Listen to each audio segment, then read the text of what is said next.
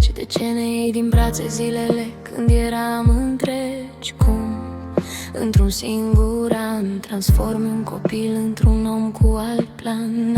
Azi, într-un sertar uitat, stă un jurnal cu vise de mult păstrat. Și oricât ai vrea, anii aceia simpli nu se mai întorc așa. Ani de liceu, dar cu lumi în buzunar, cu telefoane aprinse până târziu în zadar. Ani în care visam să schimbăm universul cu o melodie în căști și curaj în mersul nostru. Ani de liceu cu emoții și speranțe, cu mesaje trimise și mii de așteptări. Ani în care credeai că totul e posibil, că mâine poți deveni un om invincibil. Erau zile cu ploaie și drumuri spre școală, cu resete multe pe ultima scară. Un test era sfârșitul lumii pentru o zi, iar o notă bună era motiv să pot zâmbi.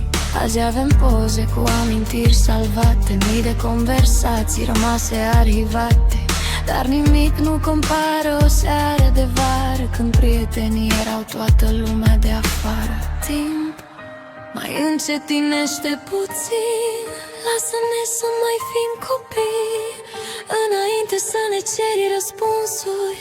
Lasă-ne să mai avem visuri, că viața alergă prea tare și uităm uneori ce contează. Nu followerii, nu banii, nu faima, ci oamenii care lângă noi rămân.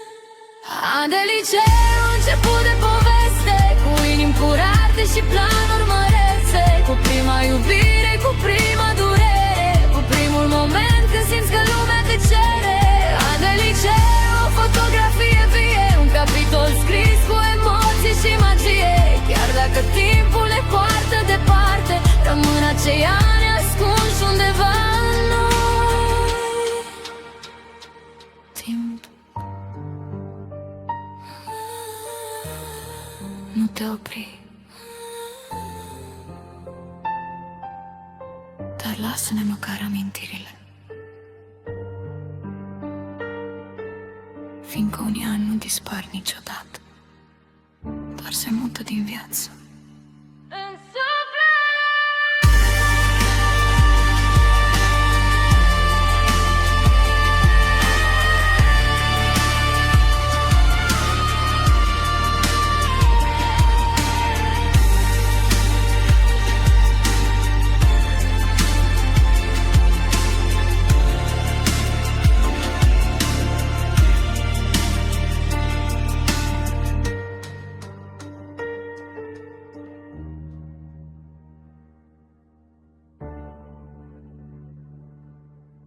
Se mută din viață.